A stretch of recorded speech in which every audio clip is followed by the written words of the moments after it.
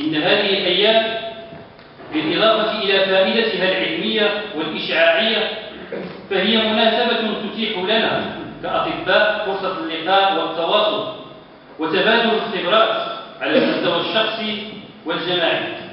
ولعل قيمة هذا اللقاء ليس فقط في جانبها العلمي ولكن أيضا لقيمتها المعنوية والاعتبارية وفرصة لإصدار روابط اجتماعية وفتح إمكانيات جديدة وتقاسم التطلعات في المجتمع. في هذا السياق فكرنا في جمعية أطباء القطاع العام بمدينة الناظور تنظيم هذه الأيام تحت شعار العناية الطبية للشخص المسن. إن اختيارنا لهذا الموضوع تحكمت به اعتبارات عدة أهمها حرصنا على تقديم شيء جديد ومتميز يستحق أن نثير أهميته والتعريف به وتقرير فوائده للمتخصصين وللعموم. وستتاح لكم في غضون هذه الأيام الانفتاح على الأهمية التي يحظى بها هذا الموضوع كحقل تخصصي متميز.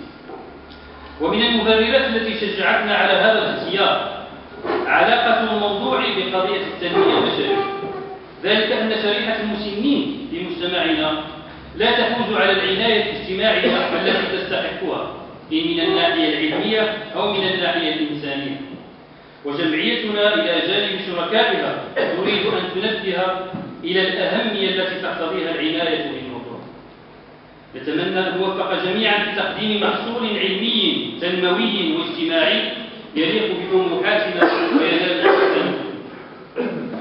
وقبل أن أترك الكلمة لضيوفنا الكرام أريد أن أتوجه بالشكر الموصول لزملائنا في جمعية علوم الشيخوخة أمل في شخص رئيسها الدكتور مصطفى الغيري الذي نتمنى منه أن يقدم لنا تعريفا عن مجال تخصص جمعيته مع تقديرنا لمساهمة جمعية أمل الجادة بأطورها الأكفاء في تنشيط هذه الأيام. كما نشكر في جمعيتنا كل مختبرات الصيدلانية التي دعمت هذه الأيام الطبية. وشكرا لكم جميعا مرة أخرى. مرحبا بكم بجوج ديال المحاضرة الأولى اللي اهتمت بالترانزيسيون ديموغرافيك المشكل ديال التحول الديموغرافي اللي غتشهدوا بلادنا غنشهدوا العالم بصفة عامة ولكن بلادنا خصوصا لأن غادي يشهد واحد القفزة نوعية. حاليا 8% يعني 2,400,000 شخص مسن ولكن من 20 سنة هذه النسبة غادي تضاعف يعني 48,800,000 دابا 30 سنة غادي تولي 3 مرات. فاللي غادي يؤكد على انه فعلا خصنا نهتموا بهذه النقله الديموغرافيه وخصنا ناخذوا الجميع الترتيبات لا من الناحيه الاجتماعيه. نعم الشخص المسن يحتاج واحد الرعايه صحيه واجتماعيه اكثر من فقط الرعايه الصحيه للشخص المسن كذلك الرعايه الاجتماعيه هذه من الناحيه الاخرى خاص تنظيم مجموعه ديال اللقاءات تحسيسيه لا من ناحيه الجمعيات ولا الوزارات اللي كيهتموا بالشخص المسن ولكذلك الشخص المسن نفسه لان خصنا نوعيوه كيفاش يهيئ لهذه المرحله اللي هي حساسه من الحياه ديالو. لان كيف ما كتعرف بان ابتداء من 60 سنه الانسان كيبدا حياه جديده خرج التقاعد كيبدا حياه جديده بالامل الحياه حاليا 72 سنه على الاقل عنده واقع 10 او 15 سنه غادي يعيشها كيفاش خصو يعيشها. خصو شي يعيشها في واحد الحاله ديال الاكتئاب ولا واحد الحاله ديال ليزولمون كما كيسميوها ديال الانطواء الى اخره. فخصو يعيشها وهو باقي بحال هكا جديد ويساهم في المجتمع ويعطي للمجتمع وديما بريزون الى اخره في الانشطه ويعتني بصحته. الشخص خصو يعتني بصحته. فتقريبا هذه المداخلات اللي تكلمنا عليها بهذه المرحله اللي هي حساسه من الفتره ديال الانسان الفرنسيه لو تروزيام اج السن الثالث لان حتى كلمه الشيخوخه شويه عندها واحد النظره شويه يعني بيجوراتيف تشاؤميه ولكن على كل حال هي مرحله اللي مهمه واللي خصنا نكون عندنا اليقين بانه كما بدينا كنهيئوها مع واحد السن مبكر كما غادي نستطيعوا باش نعيشوا مرتاحين بعد السنوات. دكتور على مستوى يعني باب التخصص ديالكم بطبيعه الحال وتقريب من الموضوع ديال الشخص المسن يعني في المغرب واقع الشخص المسن يعني بلغه الارقام والى اخره يعني معطيات عامه حول الشخص المسن بالمغرب. من الناحيه الاجتماعيه الشخص المسن المساله مهمه انه الدراسه اللي تقامت مؤخرا الشخص المسن باقي عايش الحمد لله في واحد الجانب ولا واحد العائلي اللي هو موجود. نعم. العائله باقا كتحاول تقوم بالدور ديالها باقا نعيش. نعم. يعني هذه تقريبا 85% ديال الاشخاص المسلمين عايشين في العائله ديالهم. هذه مساله نعم. مهمه، مساله في اوروبا، مساله بدات كتنضط الناس عايشين في المراكز الاجتماعيه ديالهم. نعم. حنا الحمد لله النسبه ديال الشخص المسلم اللي بوحدو تقريبا 6% اللي عايشين بوحدهم يعني في المنازل ديالهم. هذه مساله مهمه. المساله الثانيه اللي خصنا نكون لها البال نعم. وخصنا نهتموا بها هي مساله ديال التغطيه الصحيه. نعم. للاسف حاليا التغطيه الصحيه ضعيفه. نعم. 16% فقط. الناس اللي عندهم اون روتريت نعم. بالنسبه ديال التقاعد هي كذلك 16% قليله. نعم. خصنا نهتموا لنا الشخص المسلم باش يعيش مزيان، خص واحد الواحد مدخول باش يشري الادويه ديالو، باش ياكل مزيان، نعم. باش يسافر، ما يبقاش غير في البيت ديالو، يخرج الى اخره باش يعيش واحد الحياه اجتماعيه اللي يقدر لان ماشي نكتفيوش غير بالدواء ديال الامراض، ولكن حتى الحاله النفسيه ديال الشخص المسلم خصها يكون مرتاح فيها. هذه معطيات اللي كاين اللي قاموا بها الدراسات انه المساله ديال التغطيه الصحيه، المساله ديال التقاعد، المساله ديال الاميه. نعم. هادشي ولا ان حاليا نسبه الاميه في المغرب عند الاشخاص المسلمين 83%، اكثر من 90% في المجال القروي. المساله اللي مع الاسف خصنا نعطيوها هي كذلك اهميه، لان خص التوعيه باش الانسان يوعى، خص القضيه، خص توعيه واحد المجموعه ديال الناس.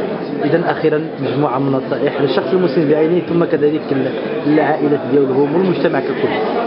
المسألة خصنا نأكدوا عليها أن العائلة خصها تبقى تقوم بالدور ديالها. نعم. العائلة اللي هي عندها واحد الدور اللي هو مهم جدا.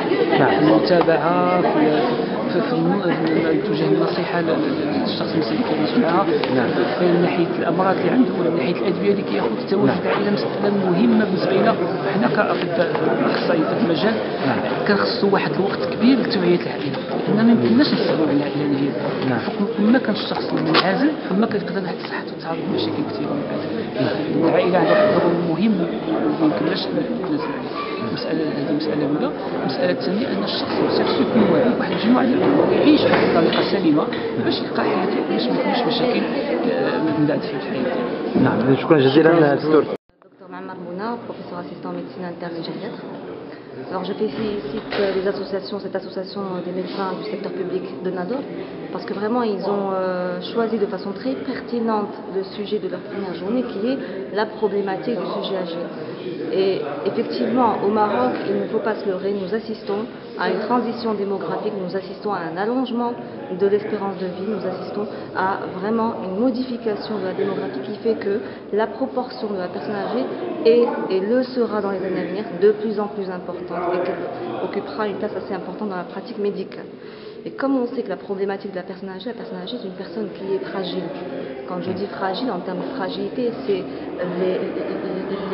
les critères qui font que pourquoi la pathologie, et je parle du volet médical, parce que c'est mon domaine, pourquoi la pathologie chez le sujet âgé risque d'être une pathologie relativement plus grave avec un risque d'une augmentation aussi bien de la morbidité que de la mortalité, parce qu'en fait, chez la personne âgée, il y a une polypathologie, il y a une polymédication, il y a une dénutrition, et puis il y a les facteurs sociaux qu'il ne faut absolument pas oublier.